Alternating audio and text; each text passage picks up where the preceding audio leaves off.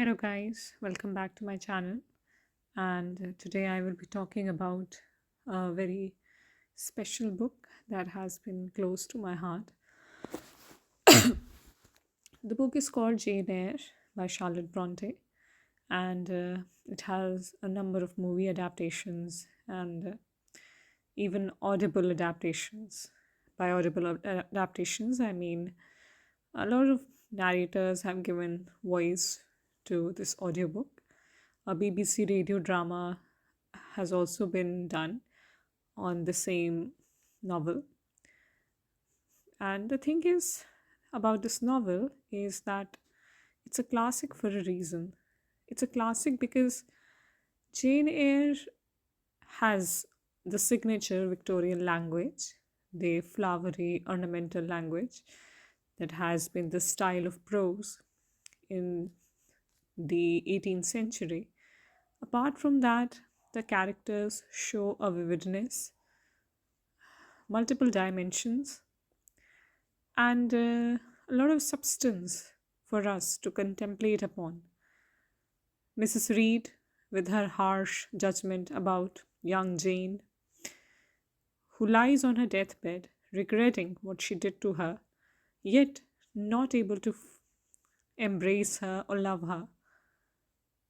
Georgiana and Eliza, both being so different from each other, despite being sisters, and both being so different from their mothers, from their mother, obviously, which is Mrs. Reed. I mean, they have some qualities of Mrs. Reed, but they are quite a different version from her. Even if I talk about Jane, Mr. Rochester, their relationship, and how I see their relationship now compared to 10 years before when I first read the novel, I see some red flags. I wouldn't say red flags, but some things are not appropriate because Mr. Rochester is like 37 and Jane, an 18-year-old girl, she's basically a child. And Jane, who from her childhood has never been loved, never been appreciated, when she finds some love and some appreciation from a guy twice her age, she naturally gets drawn towards him and she naturally wants to do everything for him, everything that is right, perhaps. And yet, what we see here is um, something that can contribute to the studies of child psychology as well.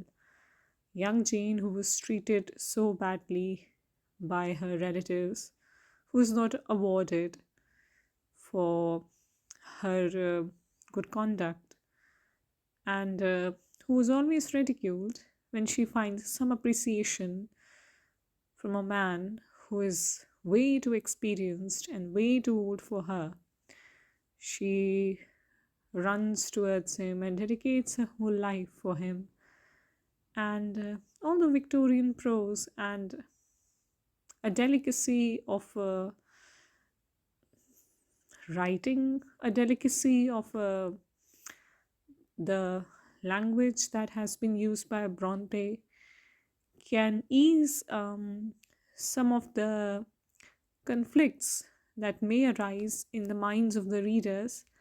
Yet, sometimes I wonder that the questions that come now to my mind, are they just a result of high practicality and low romance, or am I just in having my doubts about Mr. Rochester and Jane's initial um phase of the relationship?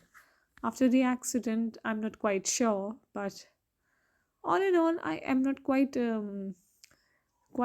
sure the way I was before.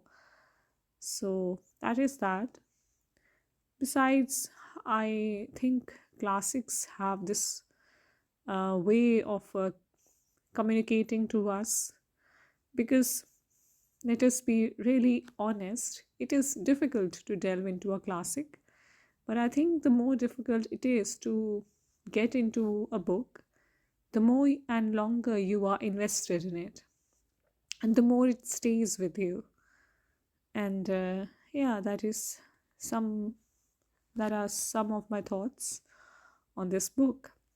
And I have listened to Elizabeth Klett's version, which is available on LibriVox for free.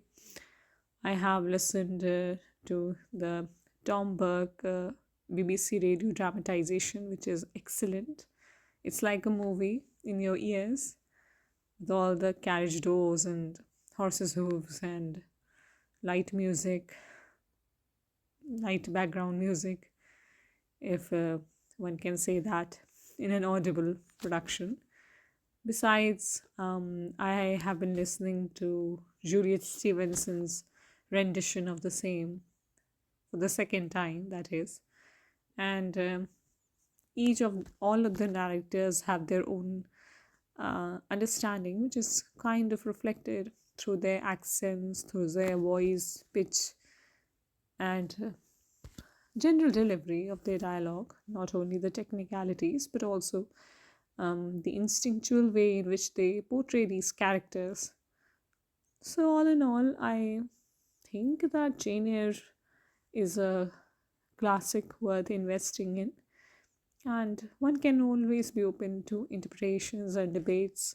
And that is the beauty of classics, of any work in which a lot of effort has been put into. I might change my mind again in 10 years. I mean, in 10 years or 5 years about Rochester and Jane. I do like their relationship, but some questions arise in my mind. And that's the beauty of literature. One can always think and rethink and debate, I suppose. So, yeah, those were my thoughts on Jane Eyre. If you liked them, or if you agree or disagree with them, you can always